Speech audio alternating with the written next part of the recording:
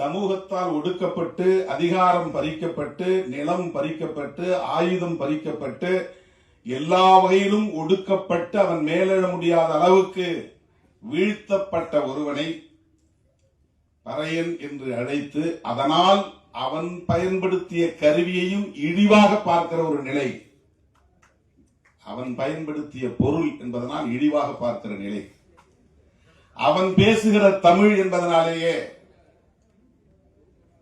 இன்னும் தூய தமிழ் சொல்லை பேசக்கூடியவனாக இருக்கிற காரணத்தினாலேயே தமிழ் பேசுவதை அவமானமாக கருதுகிற புதிய தலைமுறை வளர்ந்திருக்கிறது. சாதம் சொன்னாதான் மரியாதை, சோறுன்னு சொன்னா அது சேரியில பேசுற பாஷை. சோறு திங்கிறேன்னு சொன்னா அது சேரி பையன் மாதிரி பேசுறேன்.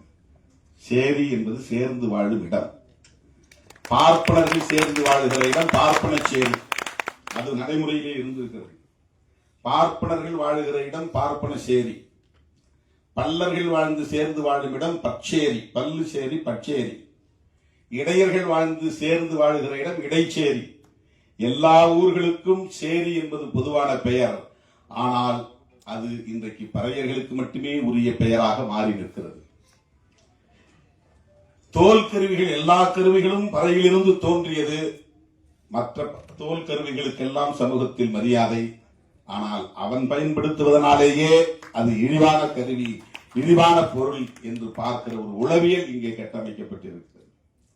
இதைத்தான் மாற்ற வேண்டும். பொது உளவியலில் இந்த இழுக்கு இருக்கிறது, அதை துடைத்தெறிய வேண்டும் என்றுதான் பெரியார் கனவு கண்டார், புரட்சியாளர் அம்பேத்கர் கனவு கண்டார். அதைத்தான் நாம் பேசுகிறோம்.